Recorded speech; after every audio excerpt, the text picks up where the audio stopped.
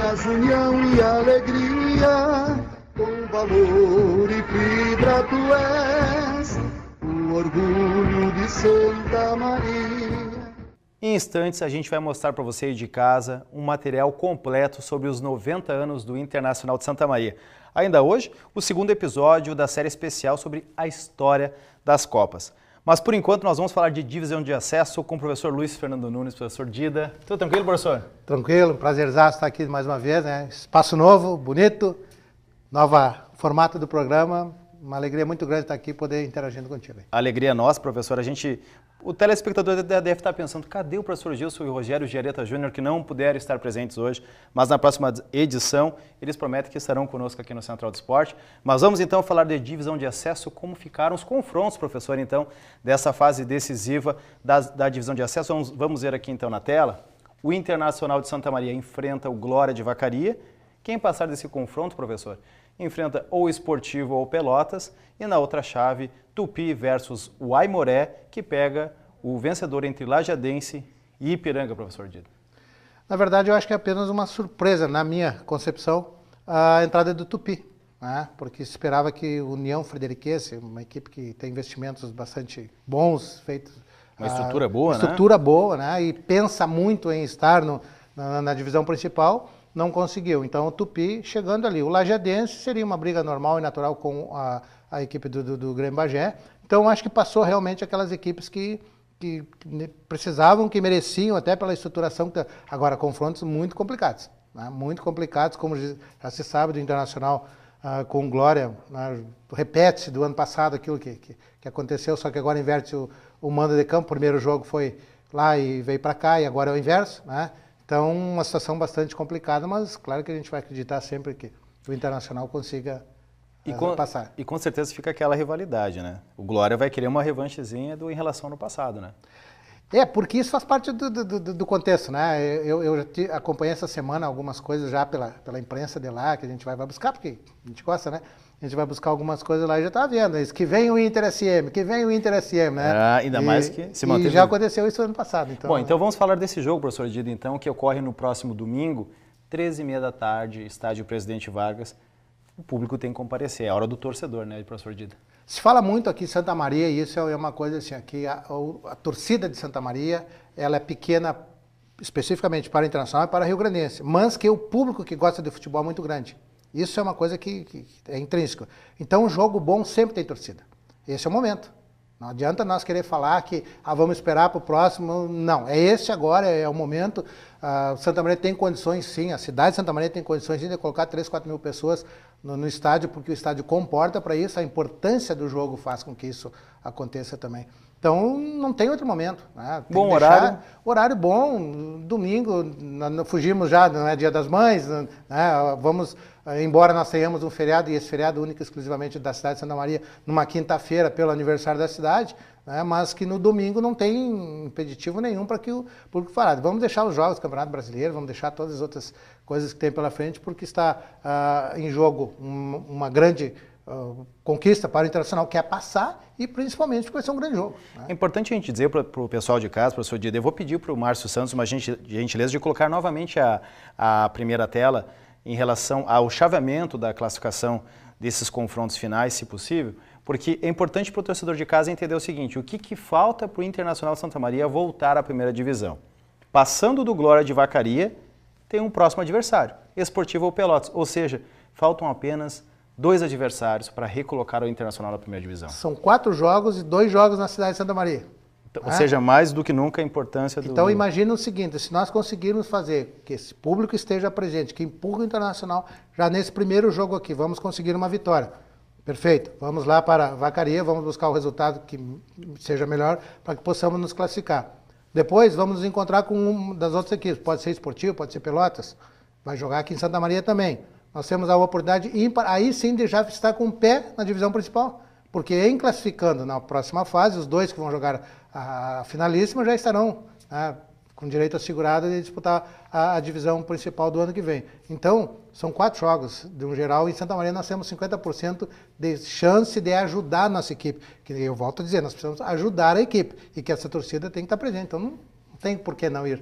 A gente vai ouvir agora na sequência o professor Vinícius Munhoz, o técnico do Internacional de Santa Maria. É claro que ele não está pensando já no segundo confronto, tem que passar primeiramente pelo Glória de Vacaria, mas tem que ficar claro isso para o torcedor.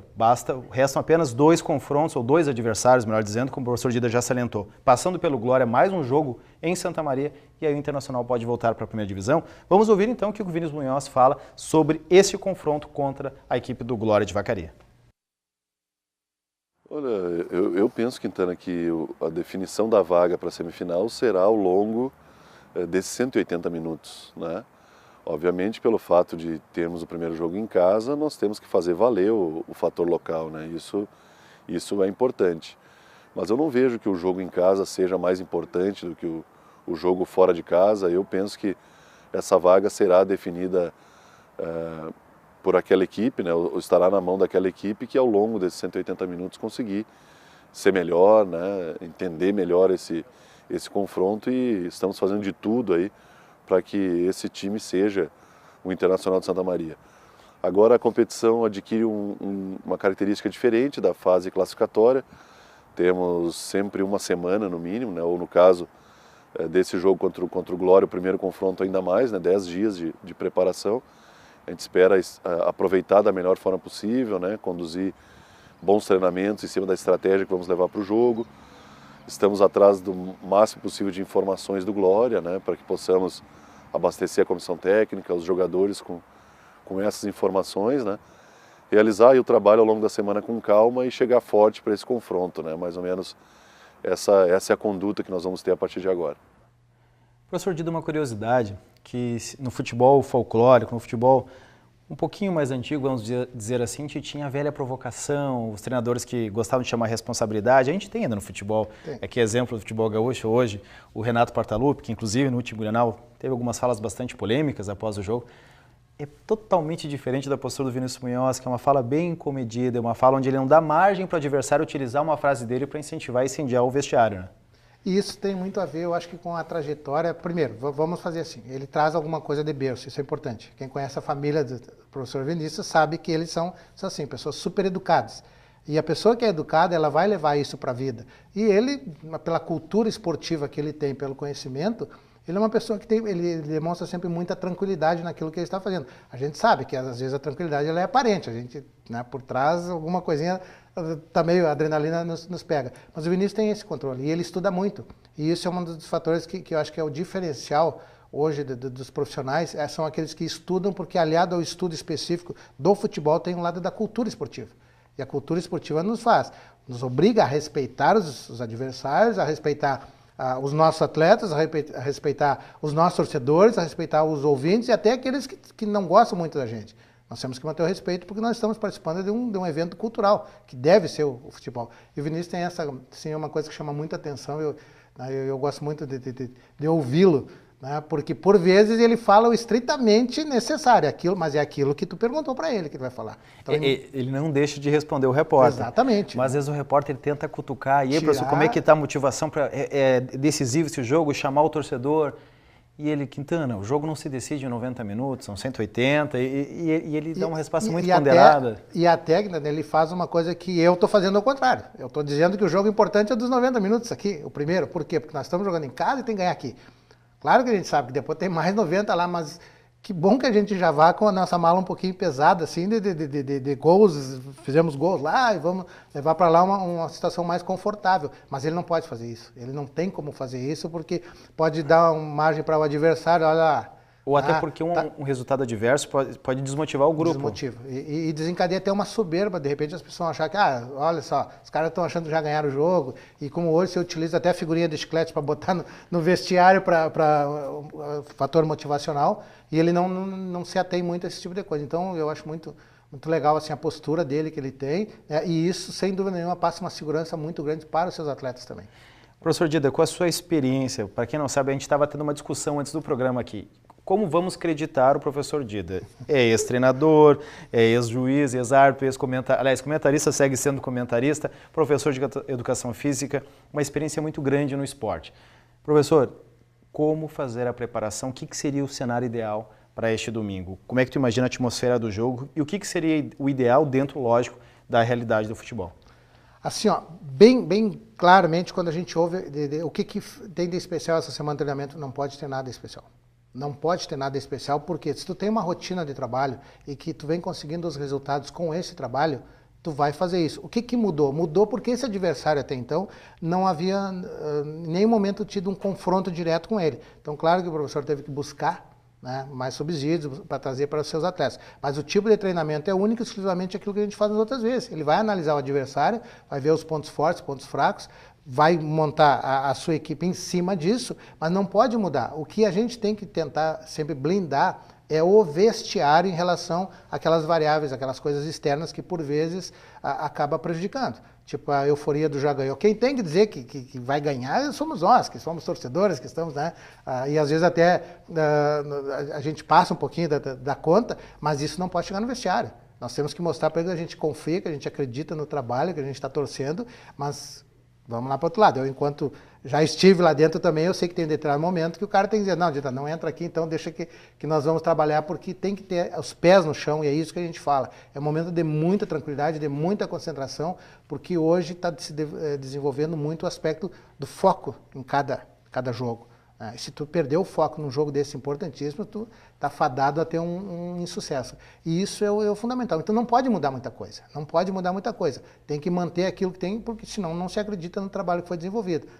A mesma semana cheia que ele teve, os outros jogos ele tem que ter agora também. Mesmo tipo de treinamento ele vai fazer com o aspecto diferenciado que é o novo adversário, que até então não havia enfrentado, e são esses detalhezinhos que vai, mas não vai mudar muita coisa não, porque senão sai da rotina, e o que sai da rotina também já é complicado, né? Bom, nós vimos então anteriormente a sequência, o jogo do Internacional de Santa Maria no próximo domingo às 13h30 da tarde, no estádio Presidente Vargas. Vamos ver também os próximos confrontos dos adversários que estão nessa fase decisiva. O primeiro jogo já é nessa quarta-feira. O Ipiranga tem uma situação especial, está disputando a Série C do Brasileiro, portanto joga nessa quarta-feira contra o Lajeadense em Lajeado. Não sei, professor Dida, o Ipiranga me parece ser um dos favoritos a conseguir essa vaga. Eu vejo assim, ó, se nós formos pensar, eu não sou muito adepto daqueles que dizem assim, eu não quero ser o favorito. Não, se o meu time está melhor, eu tenho que dizer que o meu time é favorito, pronto. Por quê? Por todas as coisas que estão fazendo. Porque quem está dizendo que é favorito são os outros que dizem eu vou concordar ou não. Exato. Né? Então, o Ipiranga realmente é o favorito. Agora, vamos lá para dentro do campo. O que vai acontecer? O Ipiranga está tendo jogos desgastantes também no final de semana. E isso tudo, por vezes, causa um problema de cansaço, fadiga muscular. Os atletas ele não vai conseguir manter a mesma equipe no mesmo nível, no mesmo padrão. Nas duas competições, né? Nas duas competições. E aí acaba acontecendo isso. Ó. Por exemplo, hoje o Ipiranga vai jogar contra o Lajeadense na quarta-feira, quando os outros jogam no domingo. Traz uma vantagem, coloca uma pressão na equipe. Né? Porque ela já tem que sair na frente para poder respirar, porque no domingo ela vai ter uma pedreira pelo campeonato da Série D, Série C, outro campeonato que está participando. Então isso é complicado. Embora eu acho que o Ipiranga passe pelo Lajeadense, eu acredito que passe pelo Lajeadense, mas eu já tenho dúvidas lá adiante. No próximo eu já começo a achar, porque aí já os cachorros já são um pouquinho maiores, né? E vamos aos jogos do domingo, então, a próxima tela que vai mostrar para você de casa. Então temos o Tupi, a surpresa que o professor Dida já colocou anteriormente, contra o Aimoré, em Criciúmal, e o Esportivo contra o Pelotas, uma partida às 13h30 da tarde e a outra partida às 4h. Favorito? Esse time do Tupi vem surpreendendo, né? É um time que vem, tem uma meninada lá, tá indo, mas eu acredito que o Aimoré passe, né? O fator talvez campo, agora nesse primeiro momento lá de Criciúmal vai ter algum probleminha, mas o Aimoré tem jogador de experiência também, tem uma equipe bem treinada, que de repente segura um empate lá, leva o jogo para casa e eu acho que resolve a situação. Aqui, Esportivo e Pelotas, né? Primeiro porque o Esportivo é muito bem treinado também, né? Não podemos descuidar, porque lá tem o Cristian Souza, que é amigo do Vinícius Munhoz, então, e pode ter um confronto trabalharam entre amigos, juntos, né? E até eu estava chulhando naquele momento ali, que daqui a pouco eles se encontrar, e são estilos meio parecidos de trabalho, assim, são estudiosos também, né? Então o Esportivo é uma equipe muito bem treinada. E o Pelotas com o Paulo Porto, que é uma pessoa que tem um histórico grande também. Então, este jogo aqui eu ainda não arrisco a dizer que o Pelotas passa como eles estão achando. O Pelotas já está se achando já subido, né? E eu vi algumas coisas assim, talvez como fator motivacional, mas eu não vejo assim. O Esportivo vai complicar, e a Montanha dos Vinhedos é um estádio, belíssimo estádio, também que dá essa condição de uma boa partida por parte do Pelotas fora de casa também. Então, não vejo esse jogo aí muito fácil ainda, não me arrisco a dizer quem vai passar nessa situação aí. E os jogos da volta, então, esses são os primeiros jogos. Os jogos da volta, o Ipiranga novamente joga numa quarta-feira, dessa vez em casa, no estádio Colosso da Lagoa, contra o Lajadense. E no outro domingo, todos os jogos a partir das 4 horas da tarde, aí obviamente os jogos da volta, né? Quem ficou melhor colocado, então, na primeira fase, decide em casa.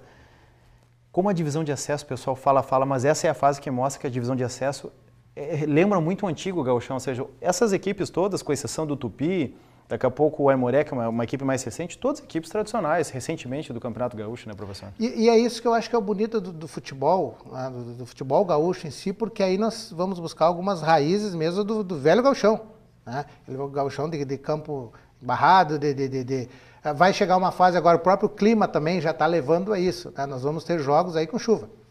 Jogos com campo embarrado, com frio. Exato. Né? Isso tudo tem uma coisa diferente. O gramado já não fica nas melhores condições, aí o jogo já fica mais pegado. E a decisão, né? Além de que a decisão, todos os jogos serão decisões. Então, eu acho que esse é um momento assim, muito legal do campeonato, e que aquilo que passou a primeira fase, se descuidou um pouquinho, mas essa agora esse é o verdadeiro gauchão, porque também não tem nada de dinheiro nessa parada toda aí. Né? O que eles querem buscar é para jogar a divisão. Para chegar ao pote de ouro. Pote. Então, eu acho muito legal esse momento da competição, e com equipes, como tu falaste aí, muito tradicionais, né? Equipes que já estiveram afora o Tupi, mas em outras épocas também se sabe que o Tupi já andou incomodando por aí também, em outras competições, né? Então, é muito legal, muito legal. Mas eu ainda assim, se fosse falar em passar essa fase agora, eu acho que passa o Ipiranga, acho que passa nosso Inter, aí passa o Aimoré, e aí o Pelotas Esportivo, né, fica meio assim, vai pender, eu acho que um pouquinho do Pelotas por levar o segundo jogo para casa, que aí pode ser um fator um pouquinho diferenciado. Jogar na boca do lobo não é muito fácil, não, né? Mas eu acho que esses 4 aí vão encaminhar, até porque lá adiante depois eu acho que vão brigar por uma vaga, só que uma tem que ser nossa aqui do Inter. Assim. Como diria o folclórico narrador, para mim, professor Dido, esse é o charmoso gauchão. Gauchão. Esse realmente é o gauchão nato. Aliás, não é o charmoso, é o verdadeiro Campeonato Gaúcho, que realmente chegou a uma fase emocionante, a gente torce, é claro, para que o Internacional de Santa Maria chegue, né, professor Dida, finalmente a Série A, que é o lugar que nunca deveria ter saído, mas também tem a ver com a questão do enfraquecimento da Federação Gaúcha de Futebol, enfraquecimento em relação ao próprio Campeonato Gaúcho, mas isso a gente deixa para o outro momento da discussão. Mas uma coisa, sabe, o Gereta está nos assistindo e está... Ele está com dor de cotovelo, ele está por não estar participando aqui. Abração para o Gereta. Mas assim, uma coisa que eu acho que é importante, a gente falou do charmoso gauchão, né? O pessoal colocou esse ano, teve uma bergamota, não sei o que bergamota, mas e o amendoim? Agora chega a fase, esses jogos domingo vai ser um dia daqueles muito legal de tu estar lá, né, com um saquinho de amendoim ali descascando, nervosão. E um amendoinzinho. Nervosão, porque tu vai colocando um e outro na boca ali, e é o momento, e isso é a coisa do gauchão nato, aquilo que a gente gosta mesmo. É verdade. Falando do Internacional Santa Maria, professor Dida, nesta quarta-feira, ou melhor, no dia 16 de maio, porque depois o programa acaba não tendo mais um dia específico da semana, então dia 16 de maio, o Internacional Santa Maria completa 90 anos de história. E a UFN TV foi fazer um material especial que nós vamos mostrar ainda nessa edição do Central do Esporte. Logo mais, mas para deixar o pessoal com um pouquinho de água na boca, a gente vai mostrar um dos personagens que aparece nesse material especial, que foi justamente o único artilheiro até hoje com a camisa do Internacional de Santa Maria a ser o artilheiro do Campeonato Gaúcho da Série A em 1998, Badico, o Badigol. Alô, torcedor do Internacional de Santa Maria. É um grande prazer poder estar falando para vocês.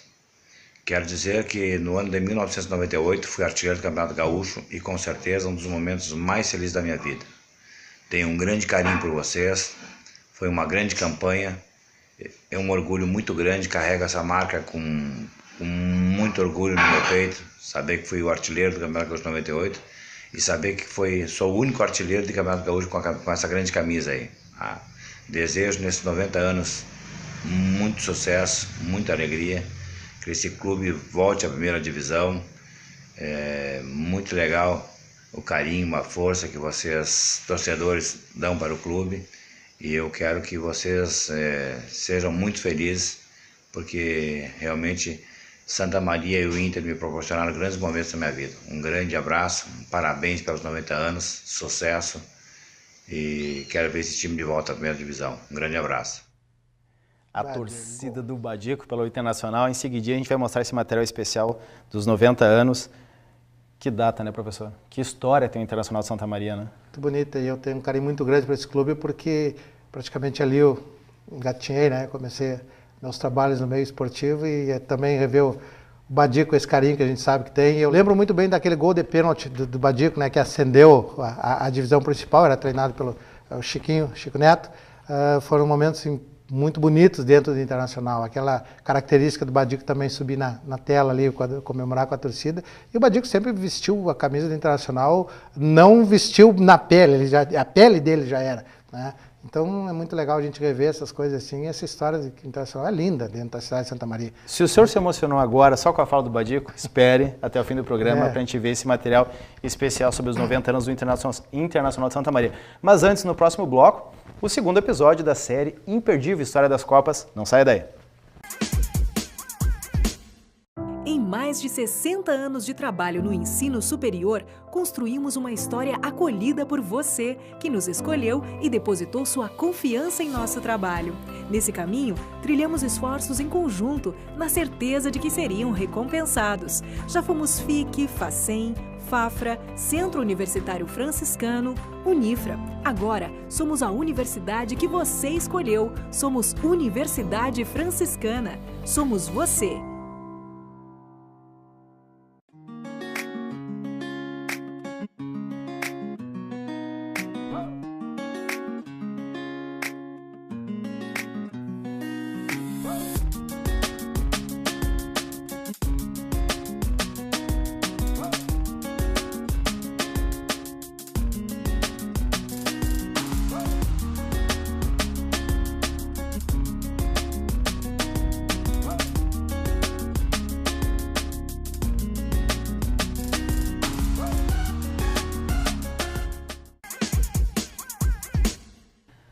Voltamos com o programa Central do Esporte. Agora convido o professor Dida a assistir o segundo episódio do quadro História das Copas.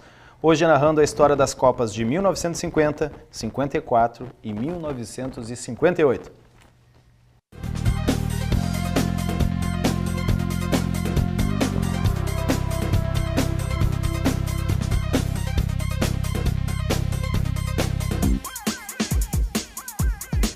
Olá, amigos do Central do Esporte! O quadro História das Copas de hoje apresenta as Copas da década de 50. É um período em que o mundo estava abalado pela Segunda Guerra Mundial. O futebol, vejam só, surgiu como um caminho para reconciliar as raças e pacificar as relações entre os países. No pós-guerra, o Brasil surgiu como o único interessado em realizar a Copa e indicou 6 sedes. Foi aqui que surgiu o maior estádio de futebol até então, o Maracanã, construído para sediar a Copa de 50. Vale lembrar que países como França, Hungria, Alemanha não jogaram a Copa porque estavam em reconstrução. Outros, como Argentina e Itália, também não vieram ao nosso país por questões políticas ou pelo abalo da morte de jogadores, como da equipe do Torino, vitimada em um acidente aéreo e que era a base da seleção italiana. A Copa de 50 foi a primeira da Inglaterra, mas eles acabariam eliminados logo na primeira fase. Nós éramos os favoritos, porém Espanha e Uruguai despontavam com certa força para evitar o título dos donos da casa. E foi o que se viu. O campeão mundial daquele ano foi conhecido após um quadrangular final. O jogo derradeiro colocou o Brasil de um lado e o Uruguai do outro. A epopeia charrua foi assistida por um público de mais de 200 mil pessoas no Maracanã. Mesmo com a possibilidade de empatar e ser campeão, o Brasil largou na frente. Mas a nossa maior tragédia, até o recente 7-1 para a Alemanha, ocorreu de forma surpreendente. Os uruguais, liderados por Didier, calaram a torcida brasileira ao virar o placar com 2 gols. Surgia aí o Maracanazo, uma expressão eternizada pelos uruguaios e que batizaria um dos maiores traumas futebolísticos mais lembrados da nossa história. Uruguai campeão, bicampeão, Brasil vice, Suécia em terceiro e Espanha em quarto lugar. Fecharam as 4 primeiras colocações da Copa de 1950 aqui no Brasil.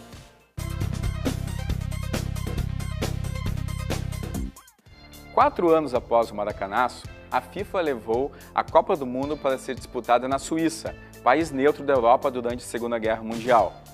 Mesmo com o mundo assolado pela Guerra Fria, Os países que disputaram a Copa fizeram uso publicitário e político, em que cada nação queria disputar a competição para divulgar uma boa imagem, já que foi a primeira Copa transmitida ao vivo pela televisão, ainda que apenas para a Europa. No Brasil, a era Vargas evidenciava que a seleção representava a força e a resistência da raça brasileira. A nossa seleção vestia roupa nova. Desde as Olimpíadas de 1952, nossa camisa deixava de ser a branca para trajar agora o amarelo. Passamos bem na fase de grupos, mas logo nas quartas de final encaramos a Hungria, uma seleção invencível para a época. A derrota de 4-2 não só eliminou o Brasil, como também evidenciou um dos episódios mais lamentáveis da história do futebol brasileiro. Foi nesta partida que, após terem 2 jogadores expulsos, os atletas brasileiros se envolveram numa pancadaria, inclusive com jornalistas e dirigentes do Brasil, acusando o árbitro inglês de estar ligado aos comunistas e favorecer a Hungria. Impecável em campo, a Hungria implantara uma novidade. Antes dos jogos, os jogadores faziam aquecimento e assim obtinham vantagem física sobre os adversários já desde o início das partidas. Motivada pela intenção de mostrar força do bloco soviético, a Hungria enfrentou a Alemanha na decisão. Seria a segunda partida entre as duas equipes na Copa, pois, na fase de grupos, os húngaros haviam derrotado os alemães por nada mais, nada menos do que 8-3. Na decisão, os húngaros abriram 2-0 e já eram saudados como os novos campeões mundiais. Ferenc Puskás liderou a equipe que surpreendia o mundo, com grandes jogadas e uma alta média de gols por jogo. Mas a frieza alemã mudou o destino. Com a ideia de evidenciar uma nova imagem pós-guerra, o espírito germânico não só buscou a igualdade, como a 6 minutos do fim do jogo, virou o placar para 3-2. A vitória alemã fez ressurgir uma nação aniquilada pela Segunda Guerra Mundial e materializou o que o mundo do futebol chama até hoje de o milagre de Berna, uma vez que era quase impossível ver a Hungria como vice-campeã naquela época. A Alemanha Ocidental, campeã do mundo, no chamado milagre de Berna, Hungria de Puskás, vice, Áustria em terceiro e Uruguai, nossos irmãos, em quarto. Foram os melhores colocados da Copa de 1954 na Suíça.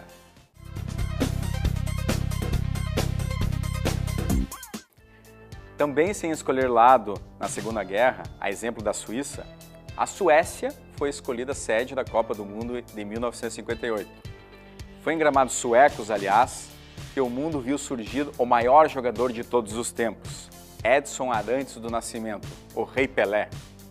Mas os olhares em foco no Brasil estavam para as críticas que a seleção brasileira recebia de vários jornais. Enquanto o país vivia o desenvolvimentismo de Juscelino Kubitschek, a Confederação Brasileira de Desportos era reestruturada. Dentro de campo, apesar das goleadas em vários jogos com a dupla Garrincha e Pelé, a seleção brasileira tinha uma equipe equilibrada.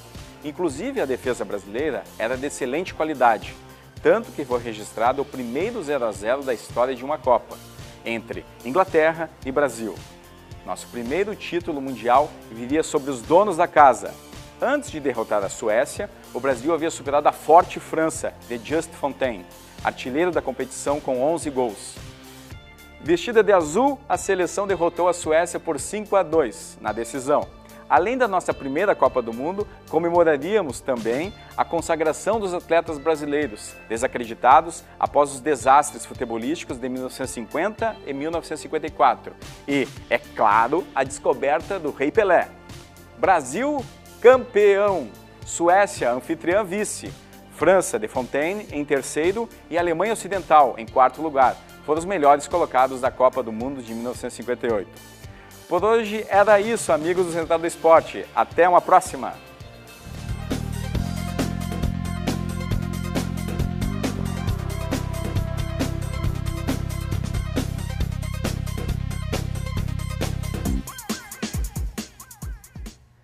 Forte abraço, professor Alexandre Macari, muito bacana, né? Esse quadro História das Copas. Sim, né? Importantíssima a história da gente, né?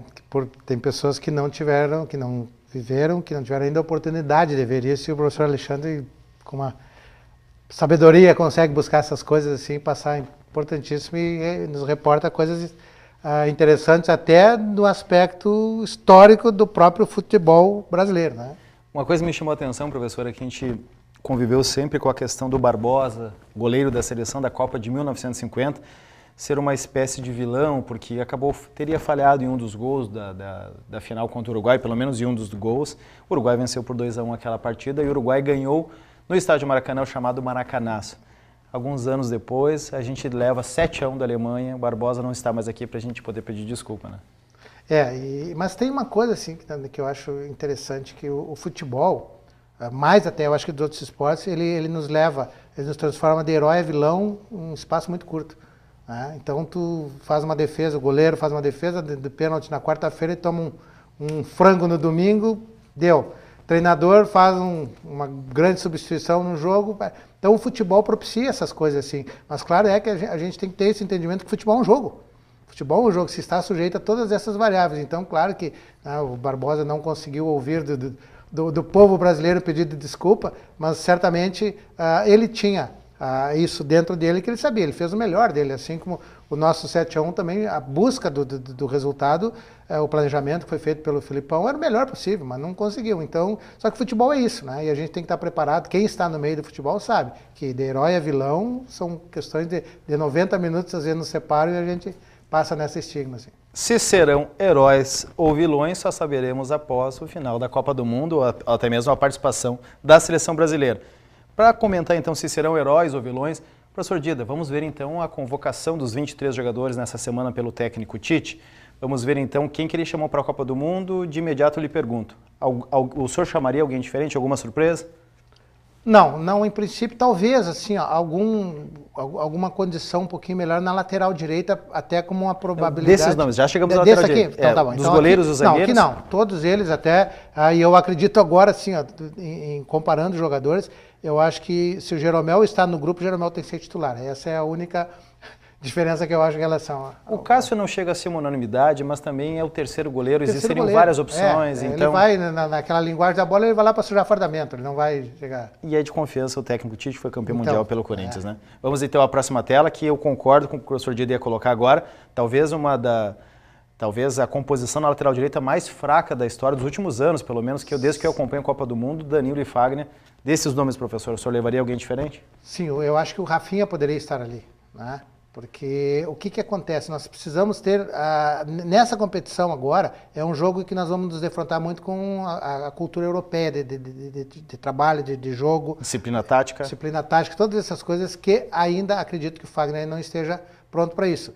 E já que ele está a meio pau, está com problema de lesão, vai retornar, não se sabe qual é o nível de competição que ele vai estar. Então, eu acho que aí a gente já tem, seria a única senão a ida do Fagner. Eu ainda sou um pouquinho mais chato que o senhor é mais um gentleman, né, do futebol. Eu acho que o Danilo não tem nível de seleção, o Fagner também não.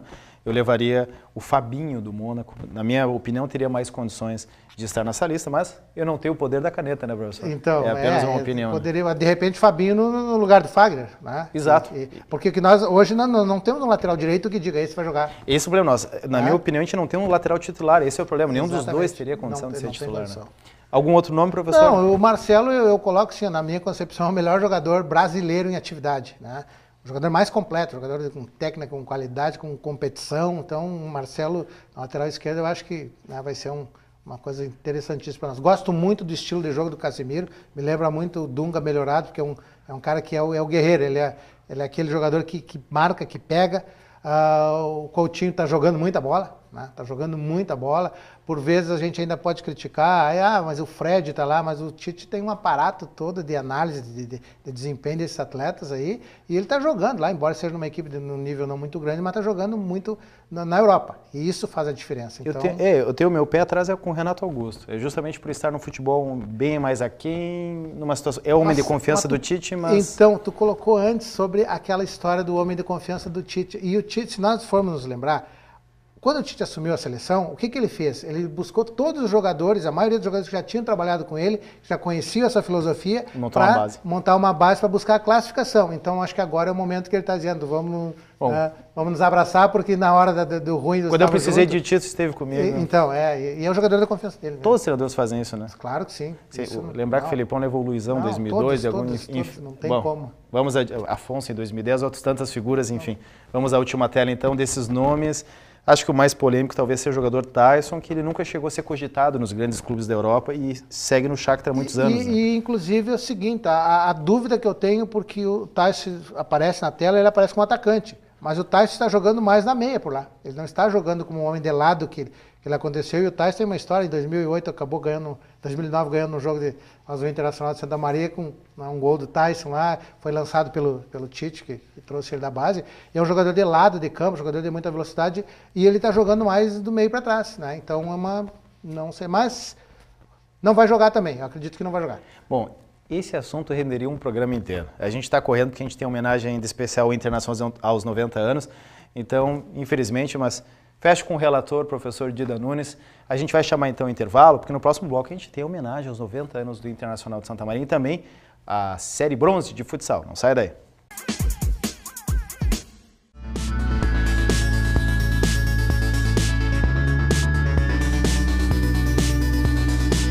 Pessoal, vamos cuidar da alimentação.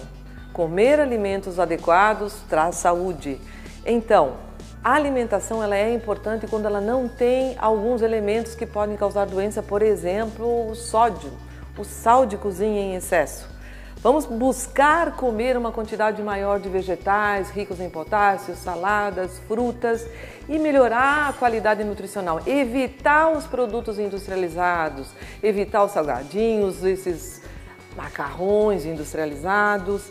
Procurar comer comida de verdade, gente. É possível ser saudável? Sim. Com alimentação adequada? Sim. Frutas, verduras, legumes. Vamos lá. Tiramos o produto rico em sódio, vamos colocar os alimentos naturais.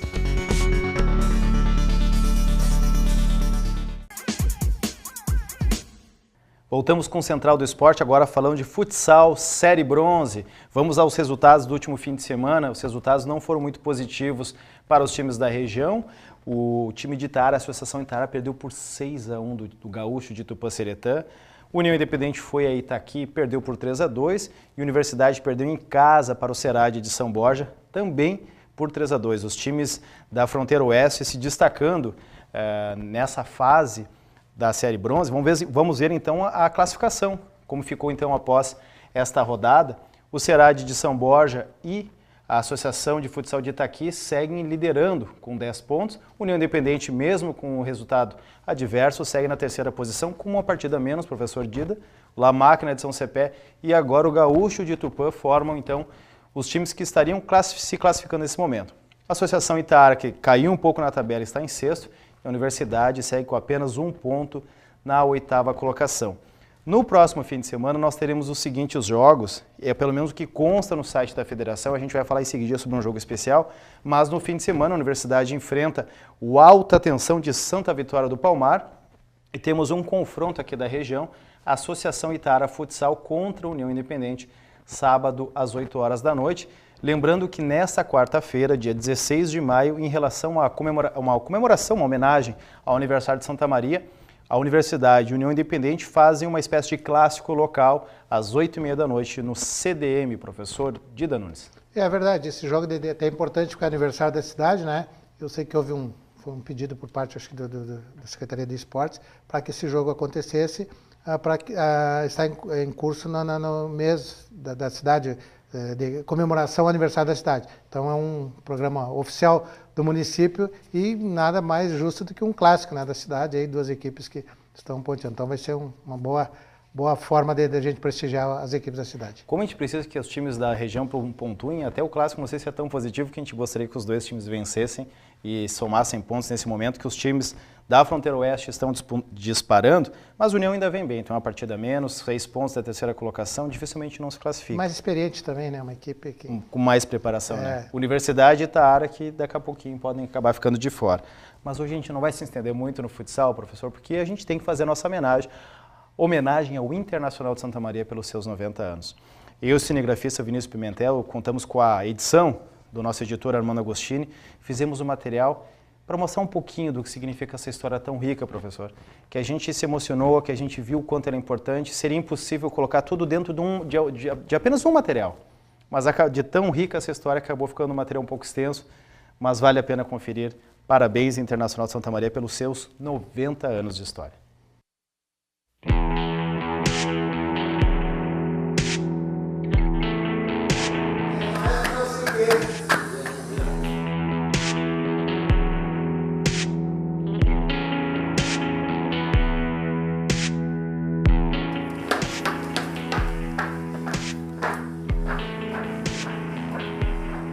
É a minha segunda família internacional.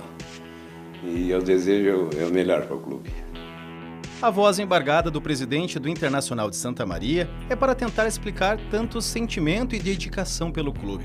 Nesses 90 anos de história, Luiz Cláudio Melo foi presidente em 4 oportunidades. A primeira, nos anos 80, considerado os melhores anos da história do time. Avante, unidos iremos, 1000 vitórias, união e alegria.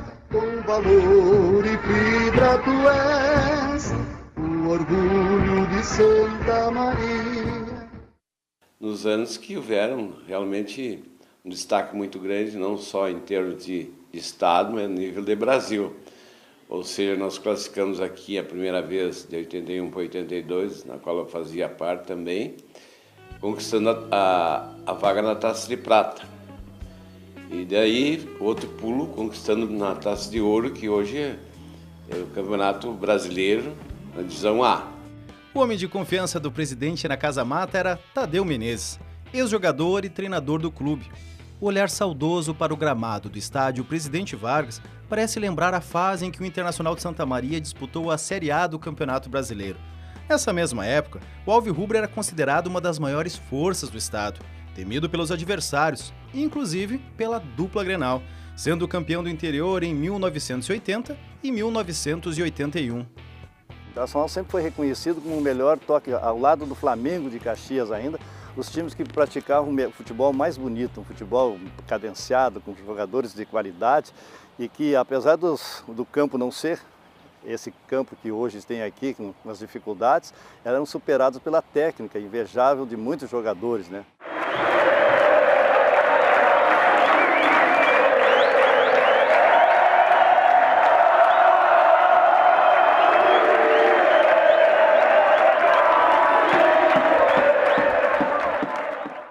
Para mim, primeiro, foi a satisfação de fazer parte, talvez, de um dos melhores plantéis e equipes que teve o Internacional.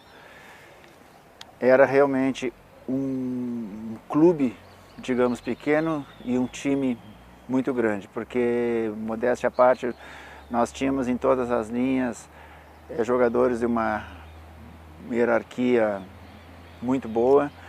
E isso fazia com que, contra os jogos dos times do interior, no mínimo a gente estava no mesmo nível, e contra Grêmio e Inter nós, na grande maioria dos jogos, tínhamos quase que a igualdade de condições para jogar contra eles, principalmente aqui dentro do estádio Presidente Vargas. A cidade ficou conhecida no Brasil inteiro com seu representante.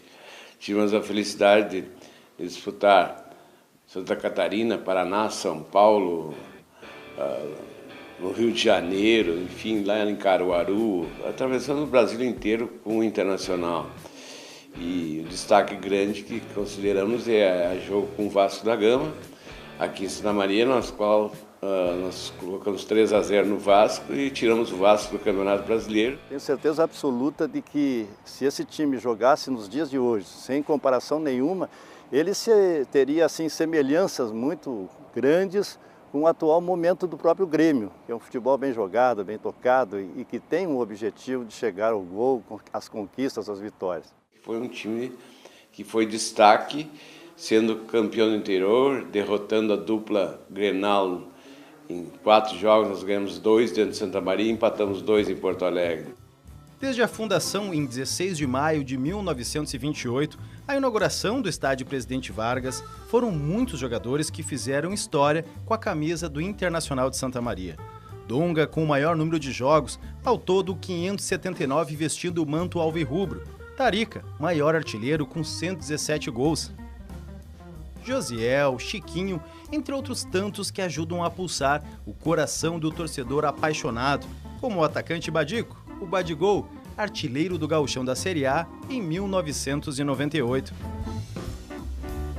É um orgulho muito grande, carrego essa marca com muito orgulho no meu peito, saber que fui o artilheiro do Campeonato Gaúcho 98 e saber que sou o único artilheiro do Campeonato Gaúcho com essa grande camisa aí. São muitos os feitos e as curiosidades nessas 9 décadas de história do Internacional de Santa Maria. Por exemplo, o primeiro gol de goleiro que se tem em registro no futebol nacional foi feito por um goleiro do Internacional de Santa Maria, Tarzan, em 1942. Nos anos 50, revelou o jogador Oreco, que viria a ser campeão com a seleção brasileira na Copa de 1958. Foi 3 vezes campeão do interior, chegou à elite do futebol nacional nos anos 80. Mas se engana quem pensa que as façanhas do clube se resumem apenas aos feitos realizados dentro de campo. Fora dele, foi pioneiro no incentivo à participação feminina no futebol. Foi o primeiro clube profissional do país a eleger uma presidente mulher em 1985. Surpreendeu muito e despertou uma expectativa muito grande das pessoas, porque a minha vida mudou completamente. Eu não tinha mais hora para fazer refeição, eu não tinha mais hora para dormir, porque eu recebia telefonemas do Brasil inteiro, convites para participar de programas de televisão, entrevistas, jornais. Foi uma coisa inusitada e me trouxe uma experiência de vida muito valiosa. Foram momentos assim de alegria, momentos de tristeza, porque sabe que quando o time perde, a gente fica muito triste, né? E muitas vezes não se tem condições de fazer nada diferente.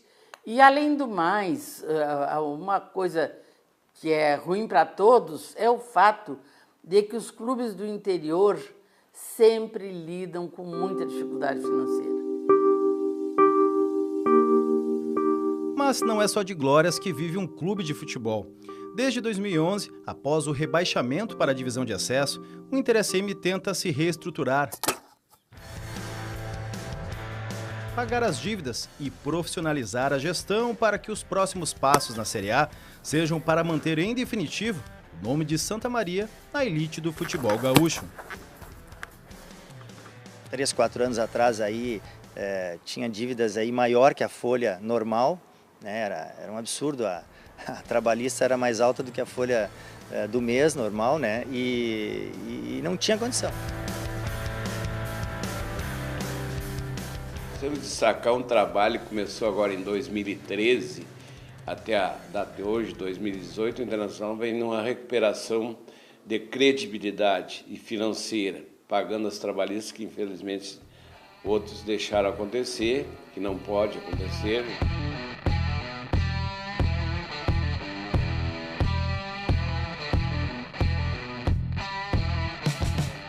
E aos poucos a gente vem conquistando, né, departamento por departamento, como eu tive em 2010 no marketing, depois passei para a categoria de base, fui acabar entrando no futebol profissional mesmo, foi o ano passado, em 2017.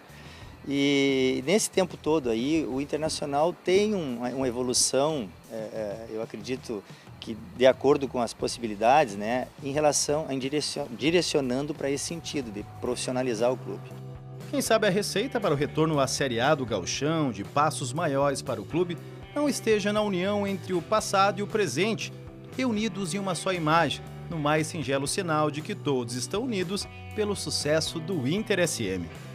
E o Vinícius já sabe, há muito tempo, com as experiências outras que ele teve a nível de seleções, então é uma pessoa extremamente capacitada e o Internacional tem que ter orgulho de tê-lo como técnico e eu tenho certeza que o futebol ele é uma coisa que nos cobra, ele cobra resultado. Primeiro falar do Tadeu Menezes é falar da história do Internacional de Santa Maria, né? É uma pessoa que se confunde, né, com a história do clube, tem participação importante, né, no futebol do clube. A mim, particularmente, é uma fonte de inspiração, né? Sempre que tenho a oportunidade como hoje de encontrá-lo, né? Eu tento conversar com ele, porque realmente tem muito a passar nós, que posso dizer aí com 5 anos de carreira que estamos iniciando, né? Histórias, marcas, conquistas, passado e presente reunidos, compartilhando sonhos e a esperança em dias melhores, em voos mais altos, para fazer valer a frase que entoa o hino do clube. Sempre avante, unidos iremos. Avante, unidos iremos, 1000 vitórias, união e alegria, com valor e fibra. São 90 anos de história, são 90 anos que o Internacional não é só dentro das 4 linhas, mas tem fora das 4 linhas. De antemão, eu agradeço aos torcedores que estão se associando ao Internacional. Nós não tínhamos um sócio, já temos hoje quase 600 sócios. Aos conselheiros que estão colaborando para nesse êxito que nós estamos tendo em pagar as trabalhistas. E o que eu convoco é a torcida, porque o Internacional está na fase seguinte do campeonato. Eu sempre fiz e continuo fazendo um apelo à nossa comunidade que participe da vida do clube. É o Clube de Santa Maria. O Internacional leva o nome de Santa Maria a muitos lugares. O Internacional me ensejou a oportunidade de sustentar minha família e me abriu as portas também como técnico de futebol, então representa muito, eu digo tudo na minha vida profissional. Eu acho que o Internacional tem que se estruturar para fazer parte de um campeonato a nível nacional. Eu entendo que a região comporta isso, o número de habitantes comporta isso. A ideia, né, o intuito de tentar chegar nesse patamar aí de uma segunda divisão do brasileiro não está muito longe. É o que a gente tem pensado a longo prazo, mas que vem caminhando ano a ano aí, né? Primeiro subir na divisão estadual, para a primeira divisão. Depois ir galgando, entrar no cenário nacional para tentar botar o Internacional novamente no cenário, né? Desejo nesses 90 anos muito sucesso, muita alegria, que esse clube volte à primeira divisão. É muito legal o carinho, a força que vocês, torcedores, dão para o clube, e eu quero que vocês sejam muito felizes, porque realmente Santa Maria e o Inter me proporcionaram grandes momentos da minha vida. Hoje me sinto muito lisonjeado, né, de poder ser o treinador dos 90 anos e poder estar pelo 2º ano consecutivo aí dirigindo o clube, né, consciente da responsabilidade que tem, mas para mim é muito importante, né, e me sinto muito lisonjeado por dirigir o clube aí nos 90 anos e poder também fazer parte da história do clube. Festejar um pouco esse trabalho, esse êxito que tivemos desses 90 anos, não só meu, mas de todos que fizeram a história do Internacional de Santa Maria. O aniversário desse clube, que eu espero seja coroado com a sua classificação à primeira divisão do futebol do Rio Grande do Sul, um lugar que sempre foi de destaque do Internacional, e eu tenho certeza, pelo momento que está passando, ele vai conseguir. O ano passado bateu na trave, esse ano nós vamos chegar.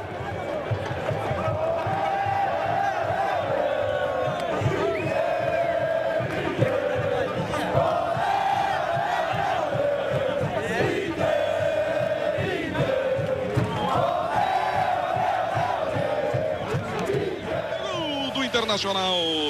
Gol!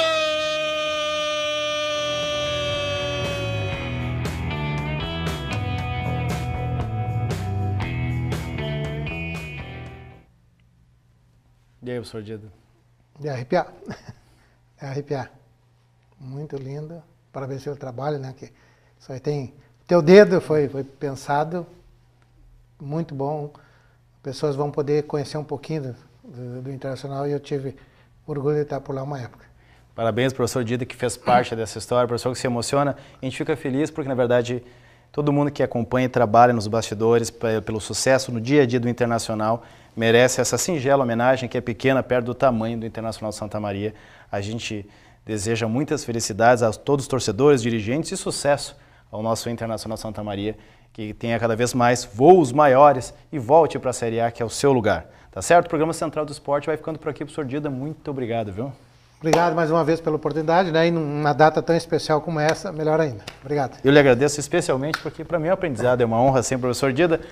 Voltamos na próxima semana com o programa Central do Esporte. Tchau.